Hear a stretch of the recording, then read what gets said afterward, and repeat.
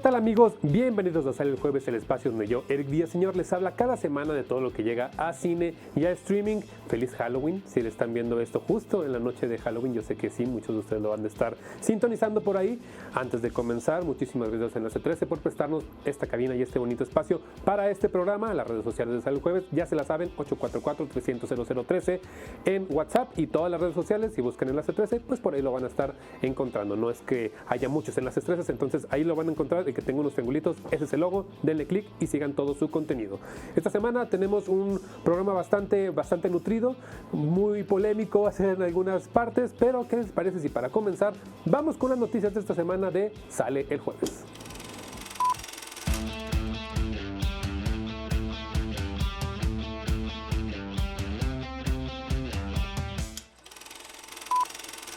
Y comenzamos esta semana con las noticias de Sale el Jueves porque son bastantitas. Vámonos rapidito. Para empezar, llega el tráiler de Queer, la nueva cinta de Luca Guadagnino. Yo la estoy esperando. A24 estrenó el primer tráiler de la adaptación de la novela de William S. Burroughs, Queer, producción bajo la dirección del cineasta italiano y director de Call Me By Your Name y Challengers, Luca Guadagnino. En palabras del director sobre esta novela transgresora para la comunidad LGBT y pilar de la literatura gay, cito: "Sentí muy cerca la profunda conexión que describe entre los dos personajes. La falta de juicio, la idea del romance como una nueva aventura me transformó y me cambió para siempre". La película es protagonizada por Daniel Craig y Drew Starkley y espera su estreno para el 27 de noviembre en Estados Unidos. En tanto, no se ha definido aún su llegada a México, aunque se espera que en las próximas semanas se marque la fecha de arribo a las salas del país. Esta película yo la espero muchísimo, aunque hay que ser sinceros, ha tenido una mala recibida en los festivales en las que estuvo ahí estrenándose. En Cannes no le fue muy bien, nada bien, no fue como que muy querida, no fue bien recibida, pero pues también hay que tomar en cuenta que es la segunda película que estrena este año Luca Guadagnino. Estrenó Challengers apenas a principios de año, que bueno, es del año pasado, pero estrenó hasta ahorita, que es una de mis películas favoritas de este año y que también su trabajo previo a esta Challengers estuvo en Bones and All. Bones and All es una de las cintas de caníbales que Halloween, por cierto, si quieren verla, véanla, que yo más recomiendo. Luca Guadagnino tiene una forma muy diferente de relacionarse con el cine y de enmarcar la relación humanas dentro del cine. Entonces, bueno, ya estaremos viendo qué sucede con esta cinta. Vámonos rapidito con la segunda noticia porque Robert Downey Jr. dijo que demandará a aquellos que usen su imagen con inteligencia artificial. El ganador del Oscar, Robert Downey Jr., expresó en el podcast On with Kara Swisher su predisposición a demandar a los ejecutivos que pudieran utilizar una versión suya generada con inteligencia artificial, haciendo hincapié en su rol de Iron Man para Marvel Studios. Comentó que se siente seguro de que los actuales ejecutivos a cargo de las decisiones respecto a su personaje jamás considerarían, y cito, secuestrar el arma de su personaje. Agregó que si en un futuro, después de su muerte, otros dispusieran a hacerlo, su bufete de abogados respondería por la imagen del actor. Robert Downey Jr. se está adelantando a cualquier cosa que pueda suceder y sabe perfectamente para a dónde va la cosa y el mundo del cine y lo que puede llegar a pasar con la inteligencia artificial. Entonces, claro que está diciendo, yo no quiero que cambien mi imagen o que vuelvan a usar mi imagen, como ha pasado con otros personajes dentro del cine.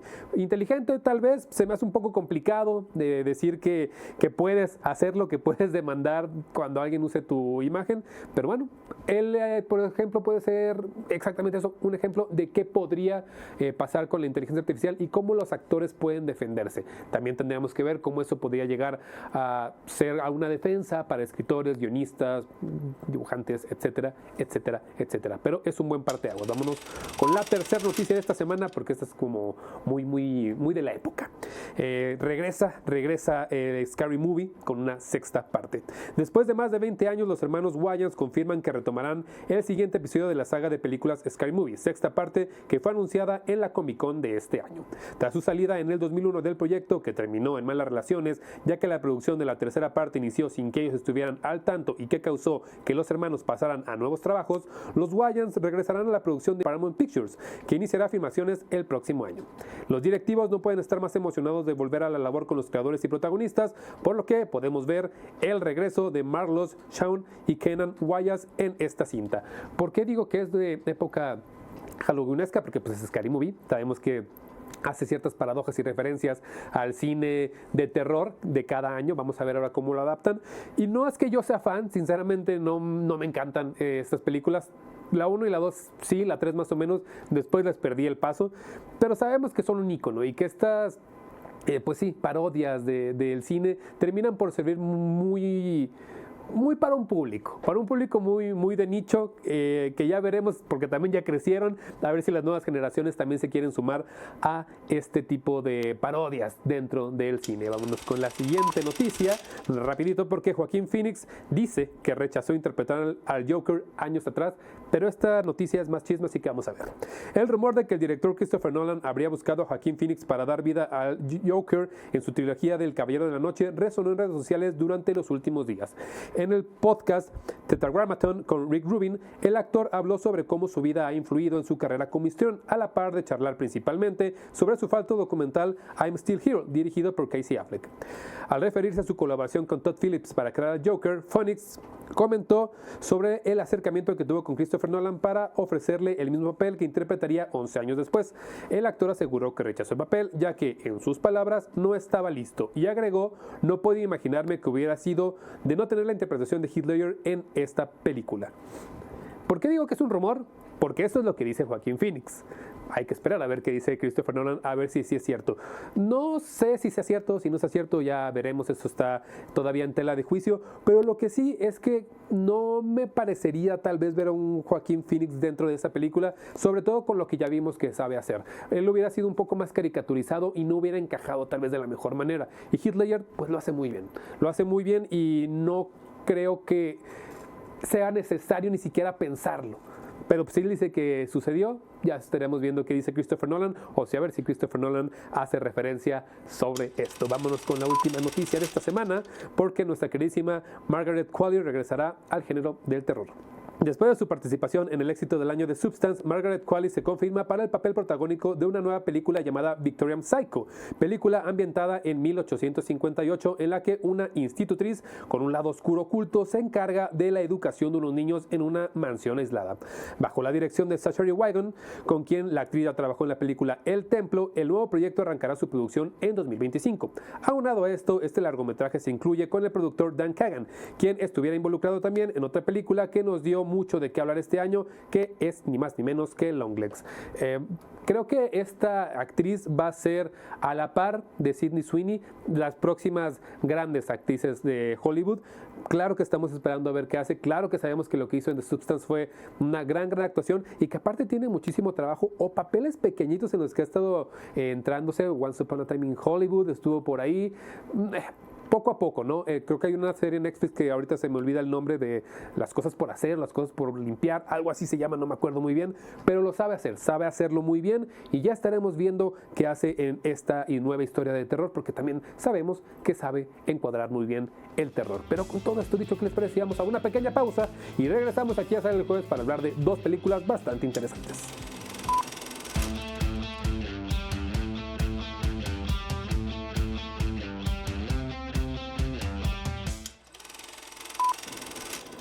Y estamos de regreso aquí en Sale el Jueves, porque ahora tenemos que hablar de Venom. Como cada semana no hay edición en la que no podamos evitar hablar de secuelas, precuelas, terceras partes, segundas partes, lo que sea, tenemos que hacerlo. Ya esto es obligado, ¿por qué? Porque Hollywood así es, así ha evolucionado, así lo hicimos. Y esto no es de hace poco tiempo, es pues de hace mucho. Sinceramente vemos cuántas segundas y terceras partes existen de muchas cintas. Está bien, pero hay que hacerlo.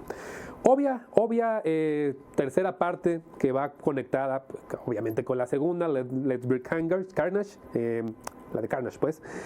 Que sí, ahora está dirigida por Kelly Marcel, que Kelly Marcel fue guionista de las dos primeras partes y que ahora regresa como directora. Su primer trabajo como directora por fin la dejan después de que estuvo tal vez picando piedra, pero que bueno, sí es una continuación de sus guiones. Ella sabe perfectamente cómo hizo la primera y segunda parte, me refiero a escrita, y sabe cómo tiene que continuar esta historia hacia pues su conclusión, porque esto es lo que es esta película. Es el despido de Tom Hardy y de Venom de este mundo, pero que sí tiene bastantes cosas que al parecer estamos hablando de una trilogía que tampoco es que sea la trilogía. Una trilogía bastante débil, pero que al final fue eso, trilogía. O sea, que vendió y vendió mucho. ¿Qué les parece? Vamos rápido con una sinopsis antes de hablar de esta película.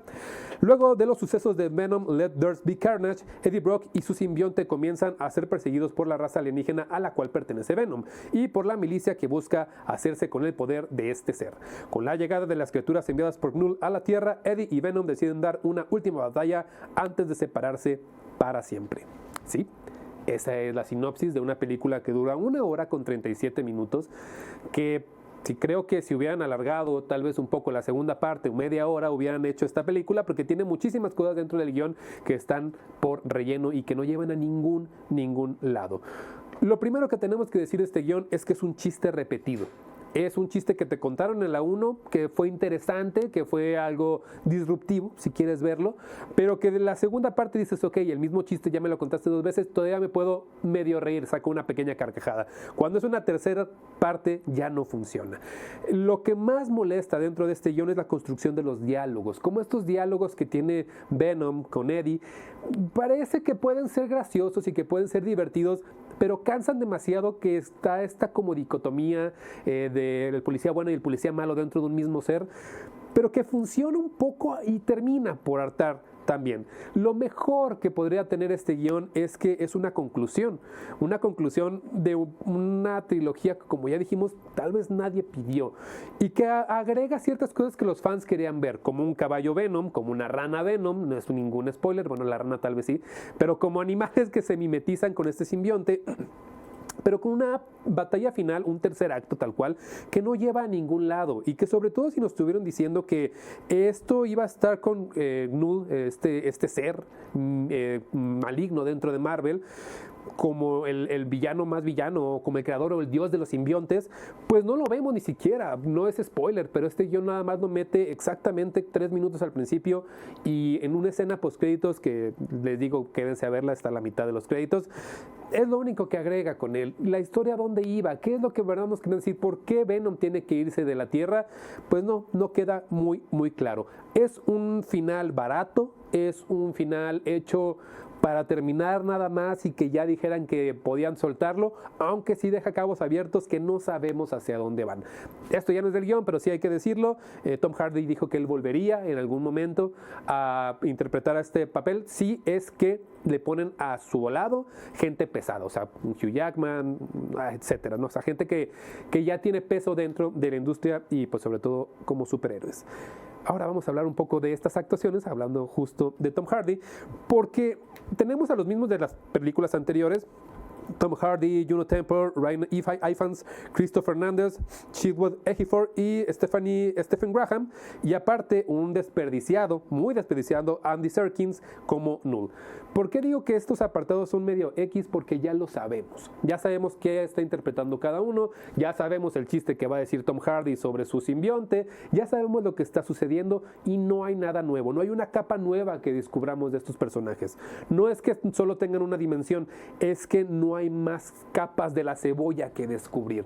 Y cuando estamos viendo una tercera parte, lo que quisiéramos es ver eso, un desenlace del personaje. El único que cambia al final es Eddie Brock, Tom Hardy, y lo hace bien, porque al final es de estos personajes que lo mimetizan tanto que dices, ok, él nació para ser a Venom. Sí nació para ser a Venom, pero no nos está ofreciendo absolutamente nada más. Vámonos con la dirección, porque sí, Kelly Marcel, lo dijimos ya, directora primeriza. Primeriza me refiero a haciendo dirección. Guión ya sabemos que hizo mucho. Que lo que se basa su cine es que es un cine de librito, de superhéroes de librito. O sea, me refiero a la explosión aquí, la pelea acá, idas y venidas, pero nada de sustento. Y que los efectos especiales creo que es lo que sí tienen que ser como una palomita, porque es un efectito un poquito más allá, mejor que la segunda y que la primera parte. Se ve muchísimo mejor la forma en la que se transforma Venom, la forma en la que interactúa con su alrededor también se ve bastante interesante. Entonces por ahí podríamos decir que es un apartado discretamente mejor, aunque la dirección sí se nota como primeriza, pero no mal hecho. Se ve como alguien la estuvo instruyendo y que sabe que tiene que hacer una película de Venom. No sé si decir que tu primera película fue Venom 3 sea un gran agregado, pero bueno, ella puede decirlo. Esperemos que le funcione para que en el futuro haga otro tipo de cintas. Vámonos con una fotografía que es de Fabián Wagner, que si él se preguntan qué ha hecho, es el que hizo la fotografía de la Liga Liga de la Justicia, la de Zack Snyder, obviamente. Hizo capítulos de The Crown y hizo capítulos de Game of Thrones.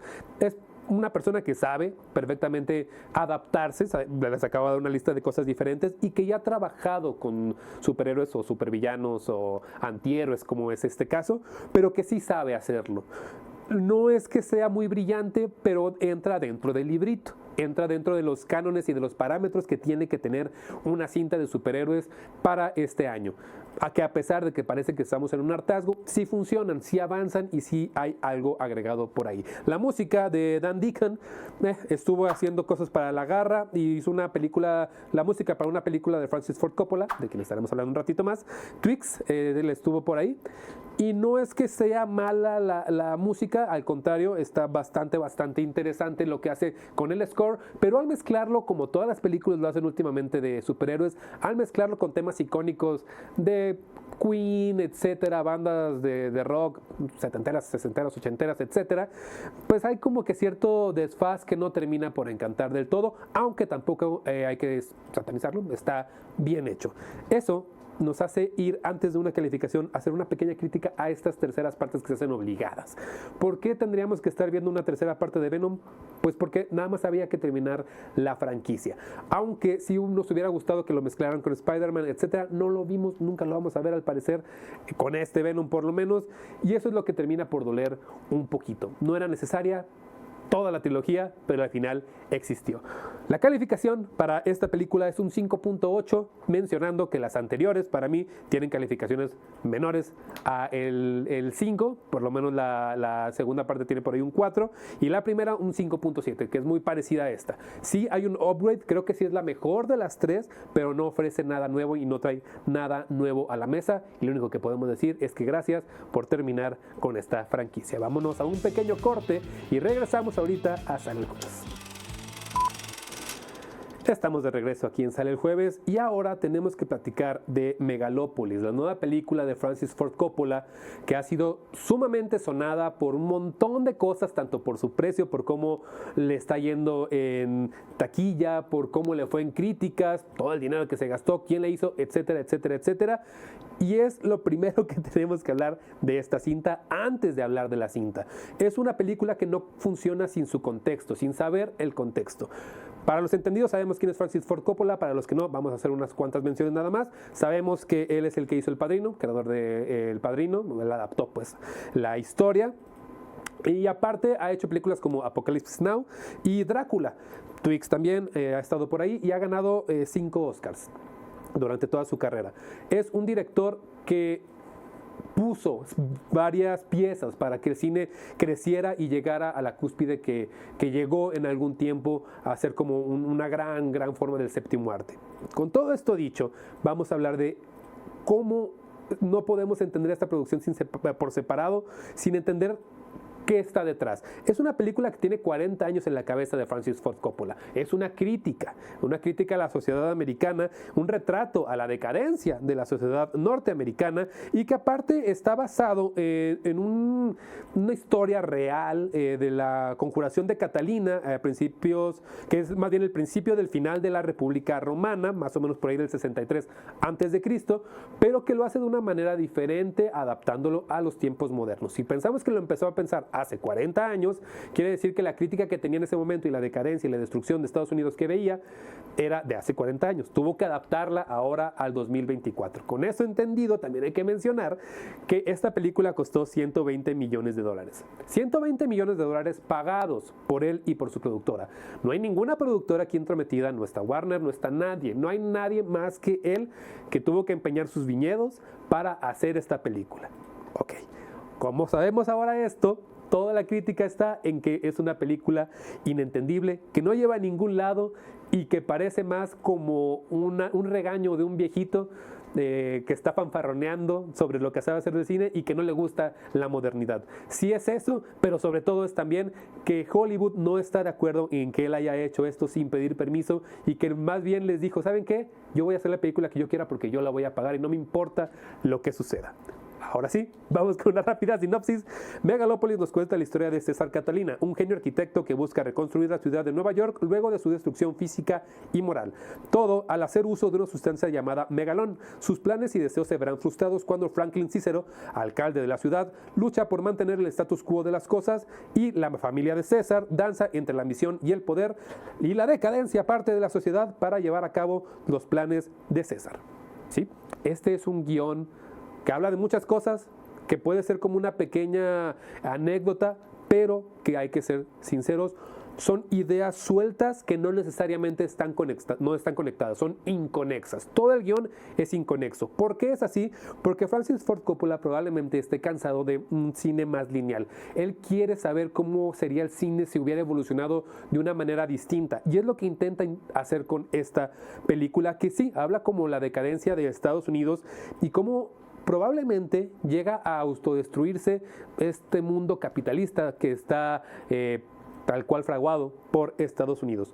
Sin hacer mucho alarde de que tienes que entender el cine para entender la película, sí salta de idea en idea y no es una crítica con cohesión, pero sí tiene diálogos ciertamente complejos que no necesariamente son entendidos a la primera y que no parecen tan obvios, que más bien no son obvios, al contrario, son muy rebuscados y que parecen no tener sentido. Hasta que entiendes todo el contexto que tiene la cinta es cuando el guión empieza a tomar un poco más de forma. ¿Cuál es el problema con esto? Que un guión o cualquier arte no debería sostenerse de acuerdo a un discurso. El arte debe sostenerse por sí sola, no tiene por qué tener una hoja al lado, decir que te diga exactamente, esto es lo que tienes que entender, tiene que sostenerse por sí misma, pero parece que no se sostiene por sí misma y que tienes que entender mucho. Es el primer bache que entiendo que a muchas personas no les esté gustando, pero tampoco me parece que sea algo tan reprobable, aunque sí es muy autocomplaciente. ¿A qué me refiero? A que Francis Ford Coppola cree que él mismo se está entendiendo con lo que está explicando y no le importa el público. Está bien, él la pagó, él puso su dinero y dijo voy a perder dinero con esto, se vale completamente, pero no es disfrutable. Paréntesis, en la sala de cine que yo entré a ver esta película, entramos 8 personas en total, terminamos 3 y una persona estaba dormida. Es eso, todos los demás se salieron y lo entiendo completamente, no voy a juzgarlos, al contrario, no es una película de fácil acceso y tampoco estoy diciendo como que es que no lo entendieron, no, simplemente no es para todos y se vale que no sea para todos. Si algo no te gusta, te puedes salir de la sala de cine, si un concierto no te gusta, puedes salirte del concierto, etcétera, etcétera, tampoco le veo lo negativo. Vamos con otro apartado que son las actuaciones, porque ahí también hay una polémica muy, muy grande, porque Francis Ford Coppola lo que hizo fue agarrar a los cancelados de Hollywood y decir, ¿saben qué? A mí no me importa que estén cancelados, yo los voy a tener en mi película, ¿por qué? Porque quiero, porque puedo, porque la voy a pagar. ¿Quién está? Él no está cancelado, pero él está como protagonista. Adam Driver tampoco está cancelado, pero también está como protagonista. Giancarlo Esposito. Y los demás que sí están dentro de esta lista negra es Dustin Hoffman, Lawrence Fishburne, Jon Voight y Shia LaBeouf. Sí, Shia LaBeouf. Y lo sorprendente aquí es que Shia LaBeouf es el personaje. Fue maravilloso ver en pantalla este personaje que es como un poco travesti, alguien ahí como sin género muy definido, pero que tiene una forma muy hipócrita de ser y que lleva la película a un nivel ya sumamente enfermo. De ahí en fuera los demás, sobre todo Adam Driver y Giancarlo Esposito, me parece que sus personajes son muy unidimensionales, sobre todo el de Adam Driver como este arquitecto que quiere hacer este mundo nuevo, esta ciudad nueva. Creo que lo ponen de una forma tan fanfarrona que cae mal, termina por caer un poquito mal, como que él todo lo sabe, él es el todopoderoso, aunque sí tiene ciertas debilidades. También hay otra persona que está por ahí, una actriz, Grace VanderWaal. Ella hace también un poco de la música porque interpreta dentro de esta película a una estrella pop del momento que vende su virginidad a la sociedad, dando como un poco, hablando sobre la decadencia de Estados Unidos, y que si bien lo hace interesante, vuelve a ser un poco unidimensional y que todas las mujeres dentro de esta película son un poco como ella. Parece que solo son el escape afectivo de los hombres dentro de la cinta. Tal vez también esto es algo muy criticable dentro de la película y por ahí es que no le está yendo tan bien. Vámonos con la fotografía, porque está hecho por Mihai Malmagir Jr., que ha hecho películas ya con Francis Ford Coppola, hizo teatro, hizo Twix, y aparte, si quieren recordarlo por algo un poco más más pop, Jojo Rabbit. Estuvo en Jojo Rabbit. ¿Por qué la fotografía puede ser un poco criticable? Porque los 120 millones de dólares no se ven en pantalla en cuanto a los efectos especiales, ni los movimientos de cámara, ni los encuadres, ni los armados, ni nada. Se ve un poco plástico, pero puedo llegar a entender lo que así se lo pidió Francis Ford Coppola. Tampoco me parece tan reprobable, solamente me parece un poco flojo.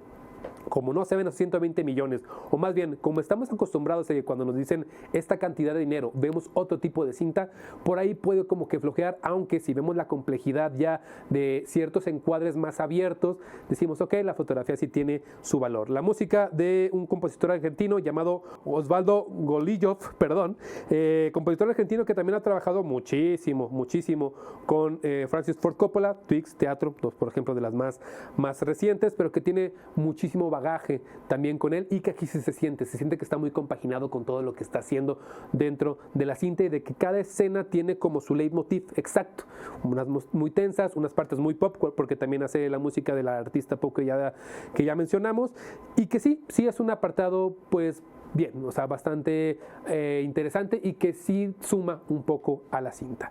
Con todo esto dicho, antes de irnos a una calificación, me gustaría decir que no puedo calificar esta película. ¿Por qué? Porque no es tan fácil como decir, es un 1, es un 10, es un 8, es un 7. No es una película que sea clasificable, ni siquiera es algo que pueda recomendar.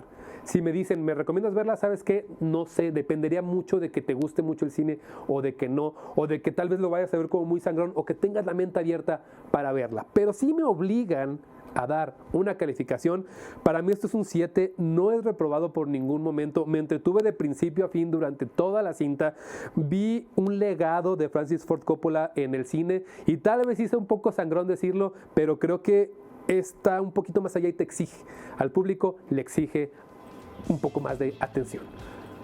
Ahora sí, con esto dicho y con todo esto terminado, podemos acabar con este capítulo de Sale el Jueves para que me dejen sus comentarios por aquí abajo. Como ya los he estado leyendo, algunos que están de acuerdo con lo que decimos, otros que no, completamente válido. La conversación siempre es abierta y siempre se acepta. Es muy divertido y muy bonito leerlos. Muchas gracias a Enlace 13 por prestarme este espacio para hablar de cine con ustedes cada semana.